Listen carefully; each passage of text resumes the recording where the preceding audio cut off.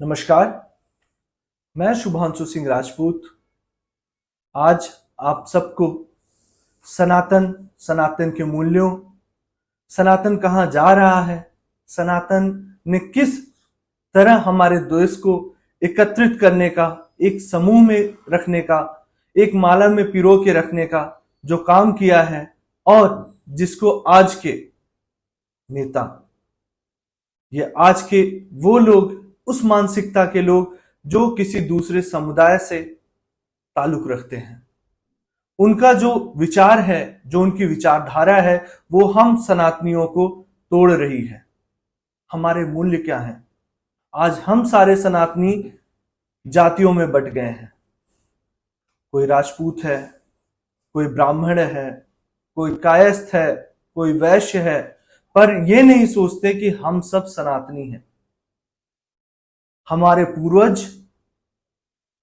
हमारे वेदों में कभी भी हमारी गणना हमेशा सनातनी के तौर पे हुई है। हमारी गणना कभी भी जातियों में नहीं हुई है। उन्होंने हमें कभी जातियों में नहीं बांटा, लेकिन आज का समाज हम सबको जातियों में बांटकर हमें अलग कर रहा है एक दूसरे से।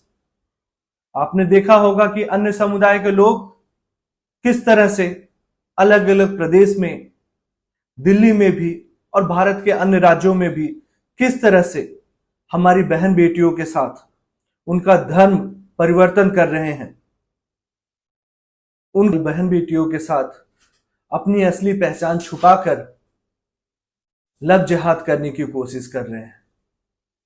यह कब तक चलता रहेगा? जब तक हम सहते रहेंगे, जब तक हम ये सोचेंगे कि ये हमारी बेटी के साथ तो नहीं हुआ, हमारे पड़ोस में तो नहीं हुआ, हमारी बहन के साथ तो नहीं हुआ। जब होगा तब हम आवाज उठाएंगे, परंतु ऐसा नहीं होना चाहिए।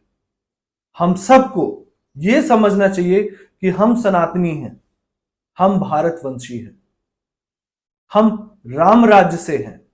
हमारा राज्य कोई पार्टियां नहीं चला सकती।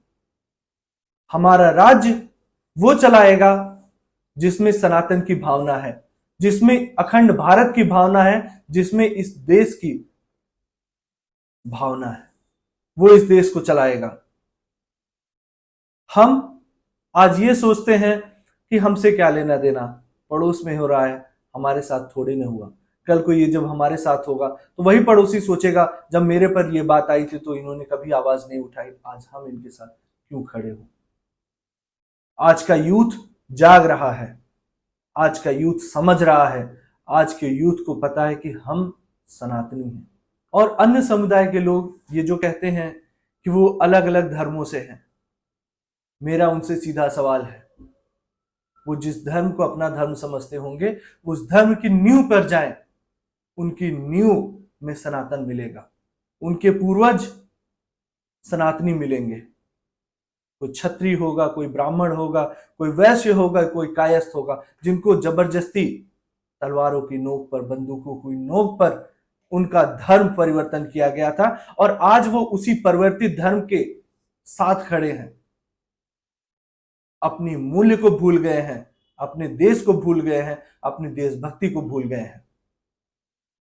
और किसी भी जो विदेशी आक्रमणकारी थे, उनकी भावनाओं को अपना के आज वो कहते हैं कि वो इस भारत से नहीं, वो अफगानिस्तान से, वो किसी अन्य मुल्क से बिलोंग करते हैं। बट वो अगर जाकर अपनी न्यू में झांकेंगे तो उनको पता चलेगा वो सब कभी न कभी सनातनी रहे हैं, वो सब कभी न कभी जुल्म का शिकार हुए हैं और उनका धर्म परिवर्तन किया गया है।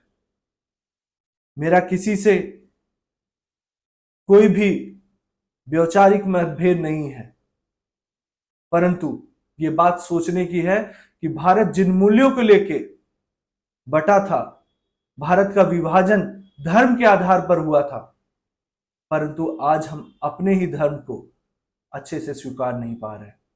मॉडर्न तो हम खूब हो रहे हैं, भारतीय भी हम कहलाते हैं, लेकिन अपने मूल्यों को भूल गए हैं।